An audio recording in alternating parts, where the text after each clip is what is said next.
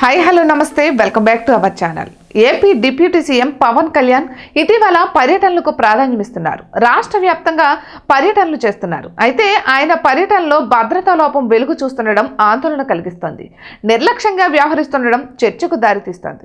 ఇక ఇటీవల ఆయన ఏజెన్సీ ప్రాంతాల్లో పర్యటించిన సంగతి తెలిసిందే. పార్వతీపురం మన్యంలో కీలక పర్యటనలు చేశారు.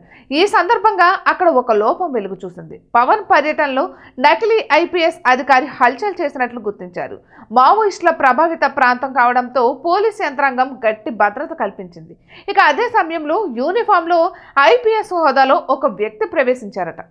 ఆయన పేరు సూర్యప్రకాష్ గా తెలుస్తోంది. ఇక పవన్ టూర్ ముగిసిన తర్వాత విజయనగరం నుంచి హైదరాబాద్ వెళ్తుండగా విజయనగరం పోలీసులు అతన్ని అదుపులోకి తీసుకున్నట్లు సమాచారం. ఇక పవన్ టూర్ లోకి ఆయన ఎందుకు వచ్చాడు అన్న దానిపై ఆరా తీస్తున్నారు. అయితే సూర్యప్రకాష్ తూనికలు కొలతల శాఖలో పనిచేస్తున్నట్లు తెలుస్తోంది. పవన్ ను కలిసేందుకు అలా ఐపీఎస్ అధికారిగా అవతారం ఎత్తినట్లు సమాచారం.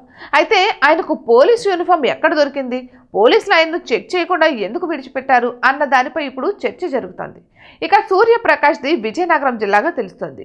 మెరక ముడిందాం మండలానికి చెందిన వ్యక్తిగా పోలీసులు గుర్తించినట్లు సమాచారం.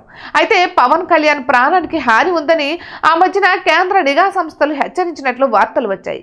సరిగ్గా ఇదే సమయంలో భద్రతా లోపం వెలుగు చూడడం ఆందోళన కలిగిస్తోంది.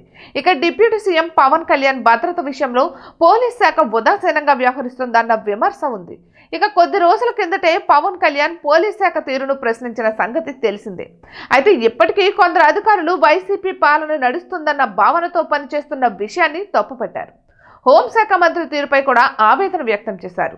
సోషల్ మీడియాలో జరుగుతున్న అరాచకాలపై పవన్ మాట్లాడిన తరువాతే చర్యలు ప్రారంభమయ్యాయి. ఇక ఇప్పుడు ఏకంగా రాష్ట్రానికి ఉప ముఖ్యమంత్రిగా ఉన్న తన పర్యటనలోనే ఫేక్ ఐపీఎస్ అధికారి ప్రవేశించారని తెలియడంతో పవన్ ఎలా రియాక్ట్ అవుతారో చూడాలి. మరి ఇటువంటి మరెన్నో వీడియోస్ కోసం కేకే న్యూస్ తెలుగు ఛానల్ని సబ్స్క్రైబ్ చేసుకోండి.